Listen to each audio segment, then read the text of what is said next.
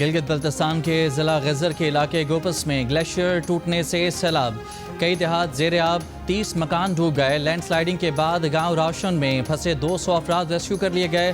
روشن میں سیلاب سے 1 کلومیٹر کی سڑک ریلوں میں بہہ گئی، 7 کلومیٹر تک علاقہ مصنوعی جھیل میں تبدیل ہو گیا۔ بروقت اطلاع سے 100 گھرانے جانی نقصان سے بچ گئے، لیکن گھر پانی میں ڈوب گئے۔ لینڈ سلائیڈنگ کے باعث بند پانی کا اخراج شروع۔ ترجمان گلگت بلتستان حکومت کا کہنا ہے کہ روشن میں پھنسے تمام افراد کو ریسکیو کیا جا چکا ہے۔ سیلاب سے 100 مکانات، کھیتوں اور باغات کو نقصان پہنچا ہے۔ وزیر اعلیٰ گلبر خان غزر پہنچ گئے۔ ہمارے کچھ جو بھائی ہمارے گاؤں کے ہی مال مویشی لے کر وہ نالے میں تھے، جو لاوا پھٹنے کی آواز، ان کو سلائیڈنگ کی آواز آئی تو تب وہ وہاں سے اپنی جانیں بچانے میں کامیاب ہو گئے۔ وہاں سے انہوں نے گاؤں میں کال کی ہے کہ اس طرح کا معاملہ ہوا ہے، گلیشیئر پھٹنے کے بعد بہت بڑا سیلابی ریلا گاؤں کی طرف آ رہا ہے۔ گوپس میں پہاڑ پر موجود مقامی چرواہے نے گلیشیئر ٹوٹتے دیکھا اور بروقت فون پر اہل علاقہ کو اطلاع کر دی۔ اپنے خاندان کے ہمراہ تو خود سیلابی صورتحال میں پھنس گیا، لیکن پوری آبادی کو جانی نقصان سے بچا لیا۔ چرواہے کی فوری اطلاع پر 100 گھر خالی کرا لیے گئے۔ لوگوں کے محفوظ مقام پر منتقل ہو جانے سے کوئی جانی نقصان نہیں ہوا۔ چرواہا وسیعت خان اپنے خاندان کے ساتھ مویشی چرانے کے لیے پہاڑ پر موجود تھا۔ وہ علاقے تھے جہاں پر کوئی ایک درخت نہیں گرا سکتا تھا۔ آج آپ گلیات چلے جائیں، بخدا دل خون کے آنسو روتا ہے کہ اتنی کٹائی ہوئی ہے، وہاں پر پلازے بن گئے، وہاں پر گھر بن گئے۔ یہ تباہ کن حالات جو کہ ایک قدرتی آفت ہے، اس کے ساتھ مین میڈ ڈیزاسٹر جو ہے، اس کی کوئی گنجائش نہیں ہے۔ کب تک صوبائی حکومتیں اور وفاقی حکومت ان چیزوں کی کمپنسیشن دے گی جو کہ بالکل غیر قانونی طور پر جو تعمیر کی گئیں؟ وزیر اعظم شہباز شریف کا سیلابی تباہ کاریوں میں انسانی عمل دخل پر اظہار افسوس۔ ماحولیاتی قوانین کے نفاذ کی ضرورت پر زور۔ کابینہ اجلاس میں کہا کہ آج گلیات چلے جائیں تو دل خون کے آنسو روتا ہے۔ گلیات میں بے دردی سے درخت کاٹے گئے، وہاں پلازے اور گھر بن گئے۔ قدرتی آفت اپنی جگہ، لیکن مین میڈ ڈیزاسٹر کی کوئی گنجائش نہیں۔ سوال کیا کہ دریا کے راستے میں غیر قانونی طور پر ہوٹلز اور گھر تعمیر کیے جا رہے ہیں، کب تک وفاقی اور صوبائی حکومتیں غیر قانونی تعمیرات کا معاوضہ دیں گی؟ ہمیں مل بیٹھ کر اس کا حل نکالنا ہوگا۔ وزیر اعظم شہباز شریف کا قدرتی آفت میں قومی یکجہتی پر بھی زور۔ کہا وفاقی حکومت نے صوبائی حکومت کے ساتھ بھرپور ہاتھ بٹایا۔ کابینہ اجلاس میں قدرتی آفات میں جاں بحق افراد کے لیے دعائے مغفرت کی گئی۔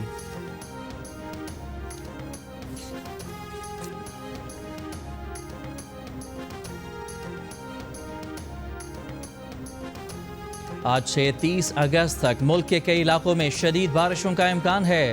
خیبر پختونخوا کے بیشتر اضلاع متاثر ہو سکتے ہیں۔ این ڈی ایم اے نے نیا الرٹ جاری کر دیا۔ خیبر پختونخوا میں پشاور، مردان، چترال، دیر، سوات اور شانگلہ میں شدید بارشیں متوقع ہیں۔ مانسہرہ، بٹگرام، ایبٹ آباد، ملاکنڈ، چارسدہ اور نوشہرہ میں بھی شدید بارشیں ہو سکتی ہیں۔ این ڈی ایم اے کا الرٹ گلگت، اسکردو، ہنزا، غزر، دیامر، استور، گانچے اور شگر میں بھی شدید بارشیں متوقع ہیں۔ پنجاب میں اگلے ہفتے راولپنڈی، اٹک، جہلم اور میاں والی میں شدید بارشیں ہو سکتی ہیں۔ خوشاب، سرگودھا، سیالکوٹ، گجرات اور حافظ آباد والے بھی تیار رہیں۔ پہاڑی علاقوں میں لینڈ سلائیڈنگ سے رابطہ سڑکیں متاثر ہونے کا خدشہ ہے۔ سندھ میں حیدرآباد، جام شورو، نواب شاہ، ٹھٹھا، سجاول، بدین اور تھرپارکر میں 27 سے 30 اگست تک بارشوں کا امکان ہے۔ کراچی میں بھی 27 سے 30 اگست تک بارشیں متوقع ہیں۔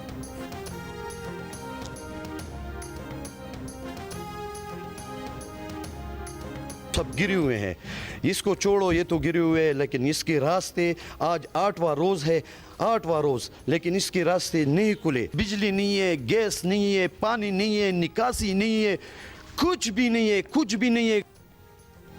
سیلابی ریلوں سے متاثر سوات میں 8 روز بعد بھی بجلی بحال نہ کی جا سکی۔ پولز اور ٹرانسفارمر زمین پر گرے ہوئے ہیں۔ اہل علاقہ نے خدشہ ظاہر کیا ہے کہ جس رفتار سے کام جاری ہے، بجلی کی بحالی میں مہینوں لگ جائیں گے۔ بجلی کی بندش سے صاف پانی کی قلت ہے۔ منگورہ کی گلیوں میں آج بھی کیچڑ اور پانی ہے۔ سیلابی ریلوں سے گھروں کی دیواریں گر گئیں، سامان بہہ گیا۔ متاثرہ افراد اپنی مددات کے تحت صفائی کے کاموں میں مصروف ہیں۔ مشیر اطلاعات خیبر پختونخوا بیرسٹر سیف نے اعلان کیا ہے کہ مکمل طور پر تباہ ہونے والے گھروں کے مالکان کو 10 لاکھ دیے جائیں گے۔ جزوی طور پر متاثرہ مکانات کے مالکان کو 5 لاکھ روپے دیے جائیں گے۔ سیلاب سے متاثرہ علاقوں میں 15 افراد لاپتہ ہیں۔ DGPDMA نے بتایا کہ تیز بارش اور سیلاب سے 393 افراد جاں بحق اور 190 زخمی ہوئے، 1711 مکانات کو نقصان پہنچا۔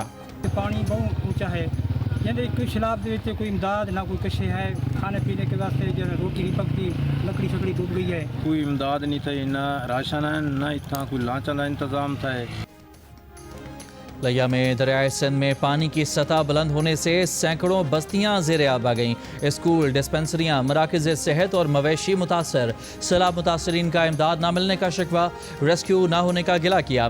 ہیڈ اسلام اور بہاولپور کی تحصیل خیرپور ٹامی والی میں دریائے ستلج کے بہاؤ میں تیزی، متعدد حفاظتی بند ٹوٹ گئے، پانی بستیوں میں داخل، ہزاروں ایکڑ زرعی زمین زیر آب، تیار فصلیں تباہ ہو گئیں۔ کوٹدو میں 5 سے زائد دیہات کا زمینی رابطہ منقطع، ڈیرہ غازی خان، توسا سمیت کئی علاقوں میں سیلابی پانی سے تعفن، بیماریاں پھیلنے لگیں۔ ہیڈ گنڈا سنگھ والا پر بھی پانی کی سطح 20 فٹ تک بلند، بہاول نگر کی بستی فرید نگر سمیت متعدد آبادیوں میں پانی داخل، امدادی آپریشن جاری، سیلاب متاثرین کی ریلیف کیمپ محدود ہونے کی شکایت۔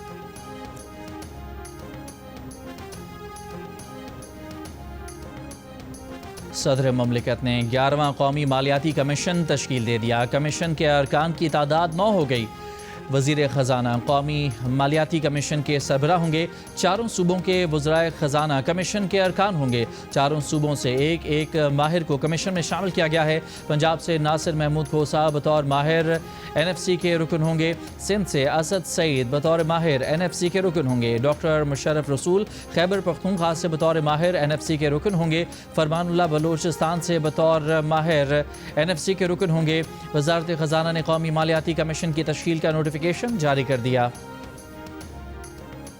نائب وزیر اعظم اور وزیر خارجہ اسحاق ڈار نے کہا ہے کہ پاک بھارت جنگ بندی پر عمل درآمد جاری ہے، پاکستان بھارت کے ساتھ مسئلہ کشمیر سمیت جامع مذاکرات کے لیے تیار ہے، ہم سے کسی نیوٹرل مقام پر بٹھانے کی بات کی گئی تھی، پاکستان نے کہا تھا کہ اگر نیوٹرل مقام پر میٹنگ ہوگی تو کر لیں گے، واضح کیا تھا کہ بھارت کے ساتھ کسی ایک نکاتی ایجنڈے پر نہیں، مسئلہ کشمیر سمیت تمام تصفیات طلب امور پر بات ہوگی۔ اسحاق ڈار نے کہا کہ جنگ بندی کے لیے بھارت نے امریکہ سے درخواست کی تھی، جبکہ انہوں نے واضح کیا تھا کہ پاکستان جنگ چاہتا ہی نہیں تھا۔ وزیر خارجہ نے کہا تھا کہ امریکہ کے وزیر خارجہ کا دورہ پاکستان ابھی طے نہیں ہے۔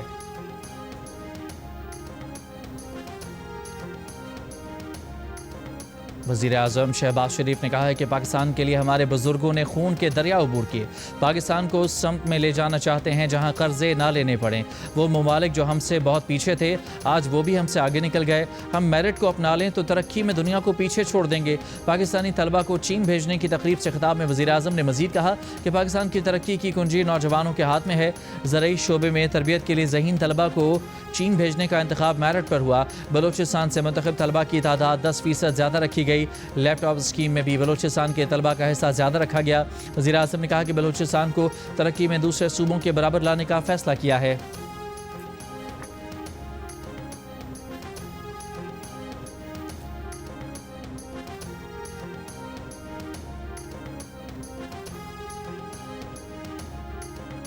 چین کا پاکستان کی ترقی اور خود مختاری کے لیے حمایت جاری رکھنے کا عزم۔ چینی وزیر خارجہ وانگ ای کی فیلڈ مارشل عاصم منیر سے ملاقات، علاقائی اور عالمی فورمز پر رابطہ کاری بڑھانے پر اتفاق، خطے میں امن و استحکام اور خوشحالی کے فروغ کے مشترکہ عزم کا اعادہ۔ ملاقات میں علاقائی سلامتی، دہشت گردی کے خلاف اقدامات اور باہمی دلچسپی کے امور پر بھی گفتگو۔ فیلڈ مارشل نے چین کی مستقل حمایت پر شکریہ ادا کیا۔ عالمی منظرنامہ جو بھی رہا ہو، پاک چین دوستی ہمیشہ مضبوط اور مستحکم رہی ہے۔ چینی وزیر خارجہ کی وزیر اعظم شہباز شریف سے ملاقات پر ترجمان چینی وزارت خارجہ کا بیان، کہا چین ہمیشہ پاکستان کا سب سے زیادہ قابل بھروسہ شراکت دار اور مضبوط سپورٹر رہا ہے۔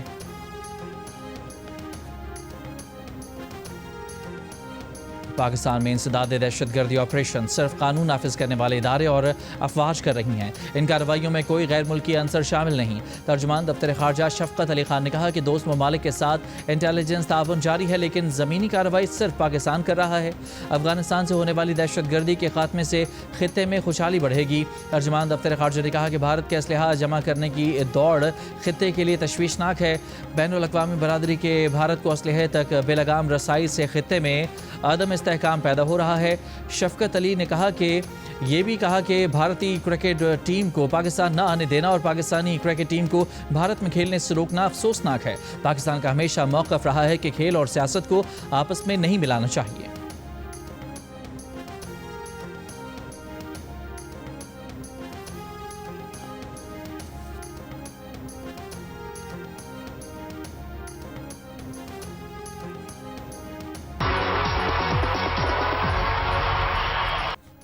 पाकिस्तान आइडल का काफिला कल लाहौर पहुंच रहा है, जहां वो जिंदा दिलाने लाहौर के म्यूजिक टैलेंट का इम्तिहान लेगा। जिसने बनना है स्टार तो आ जाए अलहमरा कल्चरल कॉम्प्लेक्स। जियो टीवी ला रहा है एक बार फिर सबसे पहले दुनिया का सबसे बड़ा म्यूजिक मुकाबला, पाकिस्तान आइडल।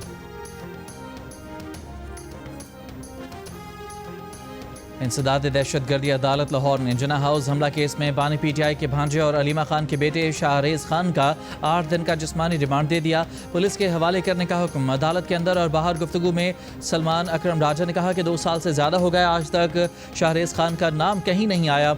मुलजिम की वालिदा इस मुकदमे से डिस्चार्ज हो चुकी हैं। मुलजिम को मुकदमे से डिस्चार्ज किया गया। पुलिस ने मुकदमे का रिकॉर्ड पेश करने के लिए मोहलत मांग ली। मीडिया से गुफ्तगू में अलीमा खान ने कहा कि कल बानी पीटीआई को जमानत मिली और कल उनके बेटे को उठा लिया गया। पुलिस ने 9 मई के केसेस में अलीमा खान के बेटे शेर शाह को भी हिरासत में ले लिया। तहरीक इंसाफ की शेर शाह की गिरफ्तारी की शदीद मजम्मत। कहा इस तरह गिरफ्तारी कानून और इंसाफ के जनाजे को सरेआम निकालने के बराबर है।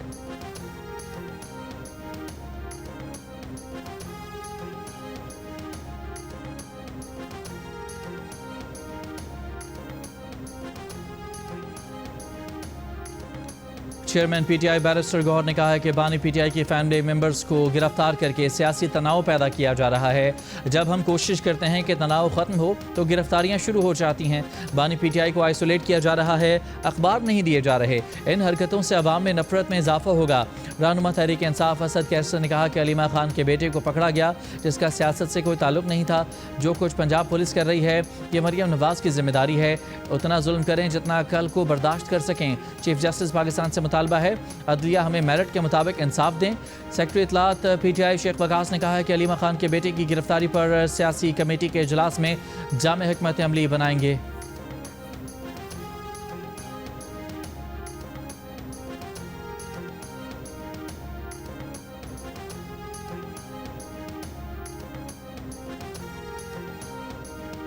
वज़ीर मुमलिकत बराए दाखिला तलाल चौधरी ने कहा है कि अलीमा खान के बेटे को 24 घंटों से पहले अदालत में पेश किया गया।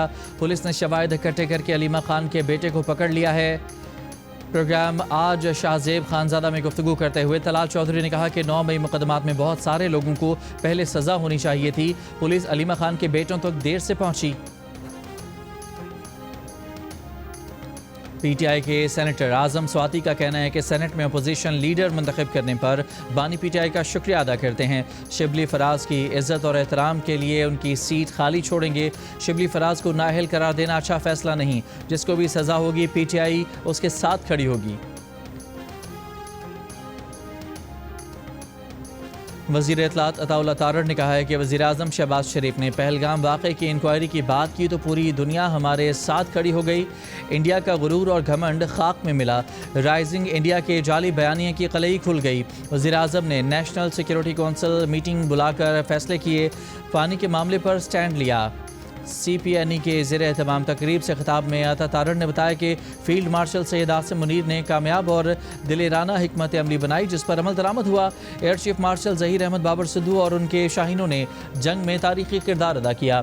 एडमिरल नवीद अशरफ और पाक नेवी के जवान मुल्क के दिफा के लिए पूरी तरह तैयार थे।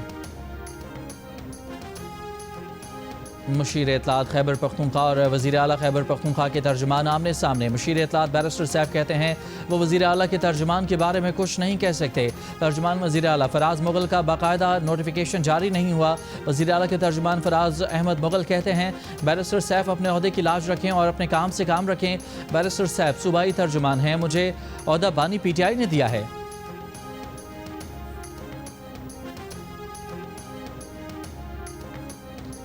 اقوام متحدہ کے ادارے IPC نے غزہ کو قحط زدہ قرار دے دیا۔ گلوبل ہنگر مانیٹر کے مطابق غزہ کی آبادی کا تقریباً 1/4 حصہ قحط کا شکار ہے، جس میں مزید اضافے کا خدشہ ہے۔ قحط کا شکار فلسطینیوں کی تعداد 6.5 لاکھ تک پہنچ سکتی ہے۔ اقوام متحدہ کے امدادی امور کے سربراہ ٹام فلیچر کا کہنا ہے کہ اسرائیل کی منظم رکاوٹوں نے امدادی سامان جانے نہیں دیا، ورنہ قحط کی صورتحال کو روکا جا سکتا تھا۔ دوسری طرف اسرائیلی فوج کی خفیہ رپورٹ میں انکشاف ہوا ہے کہ غزہ کے خلاف اسرائیلی جنگ میں 83% شہداء عام شہری تھے۔ رپورٹ کے مطابق مئی 2025 تک اسرائیلی انٹیلیجنس نے حماس اور اسلامی جہاد کے 8,900 جنگجو مار گرائے، جو مجموعی اموات کا محض 17% ہے۔ کراچی میں احمد جناح روڈ پر پٹاخوں کے گودام میں دھماکے میں جاں بحق افراد کی تعداد 6 ہو گئی، 32 افراد زخمی ہوئے۔ دھماکے کا مقدمہ سرکار کی مدعیت میں درج۔ آتش گیر مادہ ذخیرہ کرنے میں غفلت سمیت دیگر دفعات شامل۔ گودام کا مالک پولیس کی تحویل میں ہے۔ گودام مالک کا زخمی بھائی اسپتال سے فرار ہو گیا، تلاش جاری۔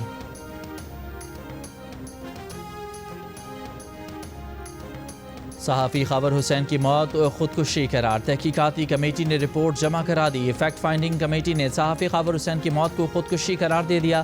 رپورٹ میں کہا گیا ہے کہ واقعے کے دوران گاڑی کے قریب کوئی شخص نہیں آیا۔ تحقیقات میں CCTV ویڈیو کو بھی اہم شواہد کے طور پر لیا گیا۔ کراچی سے لے کر سنگھر تک خاور حسین کے سفر میں دستیاب CCTV کا جائزہ لیا گیا۔ صحافی خاور حسین کے موبائل فون کا کال ریکارڈ بھی حاصل کیا گیا ہے۔ خاور حسین سے رابطے میں آخری متعدد افراد کے بیانات بھی لے لیے گئے۔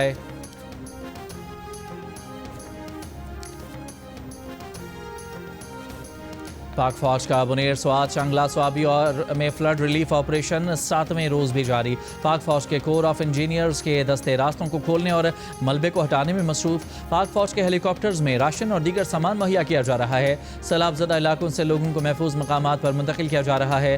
Urban search and rescue team ملبے سے زخمیوں اور لاشوں کو ڈھونڈنے میں مصروف ہے۔ پاک فوج کی میڈیکل ٹیمز متاثرہ علاقوں میں مریضوں کے مفت علاج کر رہی ہیں۔ خیبر پختونخوا میں بارشوں اور سیلاب سے جاں بحق افراد کی تعداد 393 ہو گئی ہے۔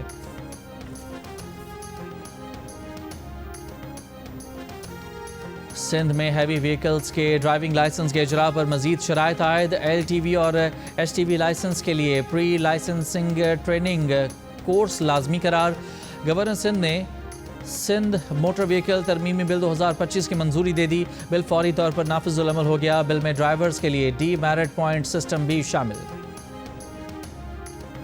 روسی صدر ولادیمیر پوتن نے یوکرین جنگ کے خاتمے کے لیے سخت شرائط رکھ دیں۔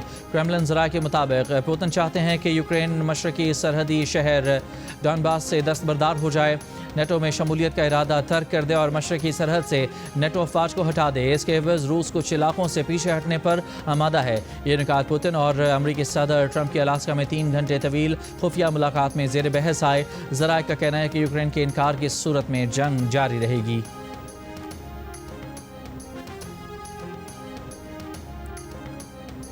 امریکی صدر ٹرمپ کے سابق مشیر برائے قومی سلامتی جان بولٹن کے گھر پر FBI کا چھاپا، گھر کی تلاشی لی۔ امریکی میڈیا کے مطابق کارروائی خفیہ دستاویزات کے استعمال سے متعلق ہے۔ FBI ڈائریکٹر آکاش پٹیل نے سوشل میڈیا پر جان بولٹن کا نام لیے بغیر لکھا کہ قانون سے کوئی بالا تر نہیں۔ جان بولٹن امریکی صدر ٹرمپ پر تنقید کے لیے جانے جاتے ہیں اور ان پر پہلے بھی خفیہ معلومات کے غلط استعمال کے الزامات لگتے رہتے ہیں۔